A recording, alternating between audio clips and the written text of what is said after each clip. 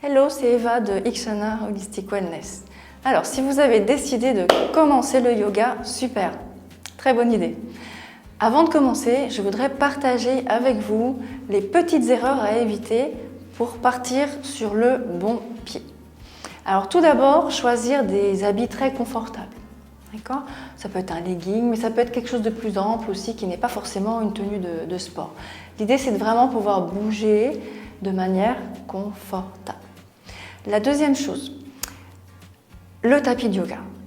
Si vous avez vraiment envie de faire du yoga, n'hésitez surtout pas à mettre un petit peu d'argent dans votre tapis, parce que si vous achetez la qualité la plus basse, d'ici quelques mois vous allez changer, vous n'allez pas être confortable dessus, vous allez probablement glisser à cause de la sueur, donc c'est mieux de mettre un tout petit peu plus d'argent pour pouvoir le garder plus longtemps.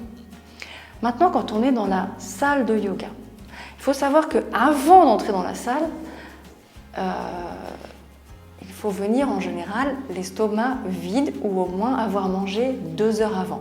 Si vous avez pris un super bon petit déjeuner ou dîner, n'essayez pas de faire du yoga. Vous n'allez pas vous sentir très bien. Donc soit à jeun, soit au minimum 2 heures avant, vous pouvez prendre votre repas, mais quelque chose d'assez léger. Dans la salle, ce n'est pas une compétition. D'accord ? Donc peut-être que vous allez vous retrouver avec des gens qui ont un bon niveau, ou en tout cas un meilleur niveau que vous, et ce n'est pas la peine de regarder ce qui se passe à côté. Et ce qui est important au yoga, c'est de faire ce que l'on peut faire avec son corps, selon ses possibilités, selon ses restrictions aussi, parce qu'on en a tous. Il y a peut-être des mouvements qu'on ne peut pas faire, qu'on n'a pas le droit de faire aussi. Je pense à certaines personnes qui ont des hernies discales ou des problèmes de dos, ou des problèmes à n'importe quel endroit du corps. Donc il y a des choses qu'il faut éviter. Ça, c'est votre instructeur qui vous dira, bon, pour tel asana, les personnes qui ont ce type de problème, vous évitez, ou il va vous donner des modifications pour faire la position en question. Donc ça n'est pas une compétition. D'accord ? Et l'idée, c'est vraiment de faire ce qui est bon pour soi et ce qui est bon pour son corps, et d'être attentif à soi. Voilà. Une autre erreur à éviter, ne pas vouloir utiliser d'accessoires. Parce qu'on se dit peut-être que ah là là, si j'utilise des blocs ou une sangle alors que les autres n'en utilisent pas, ils vont me regarder, ils vont me juger, ils vont penser que je suis nulle, etc. Non. Non, vous n'êtes pas nul. D'ailleurs, il y a une forme de yoga qui s'appelle Iyengar où on utilise énormément d'instruments, je veux dire chaises, sangles, blocs, bolsters, enfin bon, tout. C'est justement pour faciliter les choses et pour que le corps soit dans la meilleure position possible pour en tirer les meilleurs bénéfices. Si par exemple vous faites Trikonasana, qui est la position du triangle, et que vous ne pouvez pas toucher par terre, ben, qu'est-ce qu'on fait ? Est-ce qu'on force et on fait mal la position pour toucher par terre, on va se pencher en avant ? Ben non, la position elle n'est plus correcte. Donc ce qu'on peut faire, c'est qu'on peut prendre un bloc, mettre le bloc et mettre sa main dessus pour être dans la position correcte. C'est juste un exemple.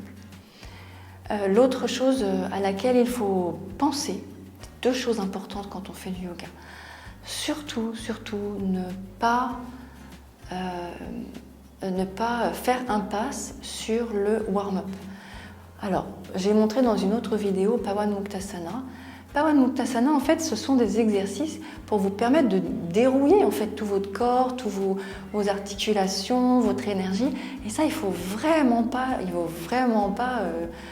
passer outre, j'ai envie de dire, parce que c'est la préparation même pour une bonne séance de yoga. L'autre chose qu'il ne faut surtout pas, dont il ne faut surtout pas se passer, c'est la relaxation à la fin, peut-être en Shavasana par exemple, mais le cooling down, comme on dit, il est super important, puisque là vous allez tirer vraiment tous les bénéfices de votre session. D'accord ?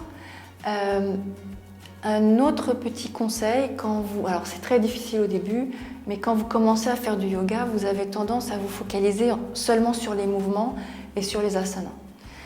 En fait, il faut savoir que la respiration, elle est tout aussi importante. Je dirais même qu'elle est fondamentale. Donc on va apprendre à la synchroniser sur les mouvements. Il faut toujours être conscient de cette respiration. Si je fais tel mouvement, quelle est ma respiration? Quand je fais un Surya Namaskaram, il y a des types de inspiration et respiration qui vont avec et qui sont synchronisés. Et donc ça, il faut vraiment en avoir conscience et l'intégrer à chaque mouvement. Mais votre professeur, si c'est un bon professeur, il vous apprendra tout ça. Donc voilà, si vous avez envie d'en savoir plus sur le yoga et de découvrir un peu plus de choses, merci de vous abonner à ma chaîne. À très bientôt.